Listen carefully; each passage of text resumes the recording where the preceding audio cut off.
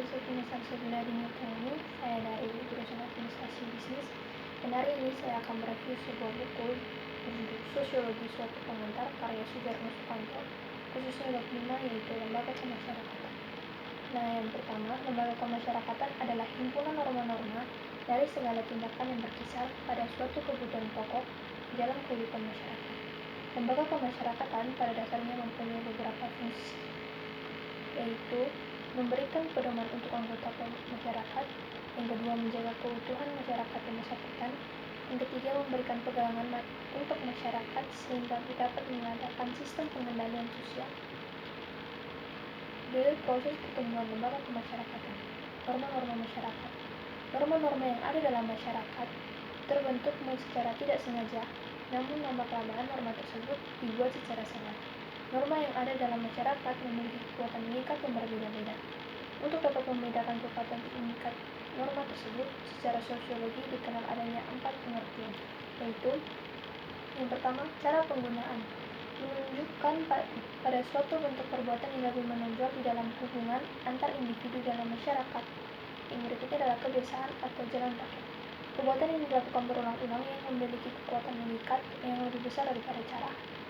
Yang berikutnya adalah tata kelakuan atau adat istiadat, merupakan kebiasaan yang dianggap sebagai cara berperilaku dan diterima norma-norma pengatur.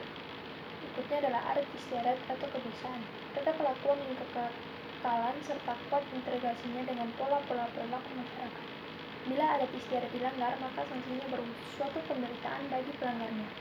Dalam rangka pembentukannya sebagai lembaga kemasyarakatan, norma tersebut mengalami beberapa proses, yaitu proses pelembagaan atau institusionalisasi, yakni suatu proses yang dilewati oleh suatu norma kemasyarakatan yang baru untuk menjadi bagian dari salah satu lembaga kemasyarakatan. Yang berikutnya adalah norma-norma yang diinternalisasi, artinya adalah bahwa proses norma-norma kemasyarakatan tidak hanya berhenti sampai pelembagaan saja, tetapi mungkin norma tersebut sampai mendarah daging dalam anggota-anggota masyarakat.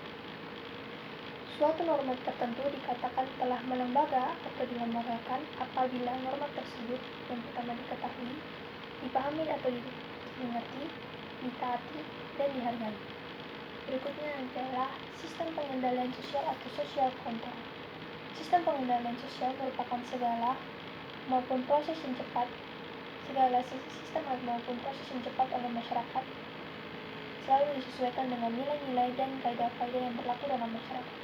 Pengendalian sosial bersifat pencegahan, itu merupakan suatu usaha pencegahan yang terjadi apabila gangguan-gangguan pada keserasian antara kepastian dengan keadilan.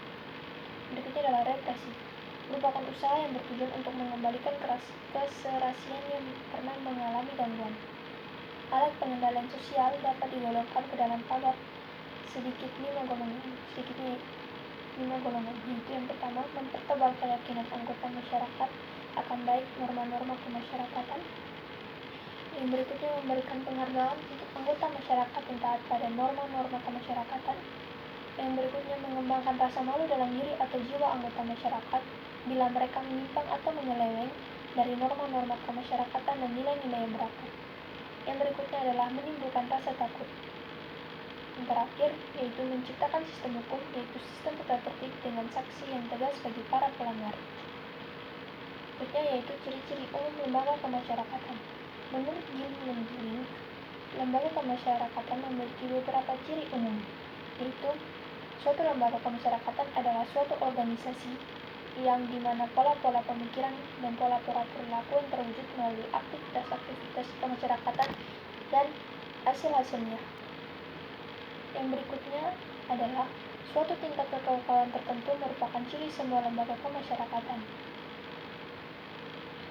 Lembaga kemasyarakatan mempunyai satu atau beberapa tujuan tertentu. Lembaga kemasyarakatan mempunyai alat-alat perlengkapan yang digunakan untuk mencapai tujuan lembaga yang bersangkutan. Yang berikutnya, lambang-lambang biasanya juga merupakan ciri khas lembaga kemasyarakatan. Yang berikutnya, suatu lembaga kemasyarakatan mempunyai suatu tradisi tertulis atau yang tidak. Nah, yang berikutnya adalah tipe-tipe lembaga kemasyarakatan. Dari sudut perkembangannya ada 2 tipe, yaitu Yang pertama, kreasi institusi yang merupakan lembaga-lembaga yang secara tidak bekas tumbuh dari adat istiadat masyarakat. Yang berikutnya adalah, yang kedua yaitu ditetapkan institusi, merupakan lembaga yang sengaja dibentuk untuk memenuhi tujuan tertentu. Yang kedua, dari sudut sistem nilai-nilai yang diterima oleh masyarakat ada dua tipe, yaitu yang pertama berdasarkan institusi. Dianggap sebagai lembaga kemasyarakatan yang sangat penting untuk memelihara dan mempertahankan tata tertib dalam masyarakat. Yang kedua yaitu anak perusahaan institusi. Dianggap kurang penting sebagai kegiatan-kegiatan untuk rekreasi. Yang ketiga, dari sudut pandang penerimaan masyarakat terdapat dua tipe, yaitu yang pertama disetujui institusi. Adalah lembaga-lembaga yang diterima masyarakat. Yang berikutnya adalah tanpa izin institusi, yang merupakan lembaga-lembaga yang ditolak oleh masyarakat, walau masyarakat kadang-kadang tidak berhasil pemberantasannya. Yang keempat, dari sudut penyebarannya dibagi menjadi dua tipe, yaitu yang pertama, umum institusi, yang merupakan lembaga yang timbul karena dikenal oleh hampir semua masyarakat dunia. Yang kedua, yaitu terbatas institusi, merupakan lembaga yang timbul karena dibangun oleh masyarakat tertentu di dunia ini. Yang kelima yaitu dari sudut fungsi terdapat dua tipe, yakni yang pertama, operasi institusi, lembaga yang berfungsi untuk menghimpun pola-pola atau tata cara yang diperlukan untuk mencapai tujuan lembaga yang bersangkutan. Yang kedua yaitu regulatif institusi, lembaga yang bertujuan untuk mengawasi adat istiadat atau tata kelakuan yang tidak menjadi bagian mutlak lembaga itu sendiri. Cara-cara mempelajari lembaga kemasyarakatan. Cara-cara pendekatan atau belajar lembaga kemasyarakatan dapat dirinci ke dalam. Yang pertama, analisis secara histori. Bertujuan agar peneliti secara timbul dan perkembangan suatu lembaga kemasyarakatan tertentu. Yang kedua yaitu analisis komparatif, bertujuan menelaah suatu lembaga kemasyarakatan tertentu dalam berbagai masyarakat berlainan ataupun berbagai lapisan sosial masyarakat tersebut. Yang ketiga yaitu analisis fungsional, bertujuan menyelidiki dengan jalan menganalisis hubungan antara lembaga-lembaga tersebut di dalam suatu masyarakat tertentu. Kesesuaian dan deviasi. Masalah yang erat tentang dengan pengendalian sosial adalah kesesuaian dan deviasi. Kesesuaian yaitu penyesuaian diri pada norma-norma dan nilai-nilai dalam suatu masyarakat. Deviasi yaitu penyimpangan terhadap norma-norma dan nilai-nilai tersebut. Kesesuaian biasanya sangat kuat dalam masyarakat-masyarakat yang tradisional.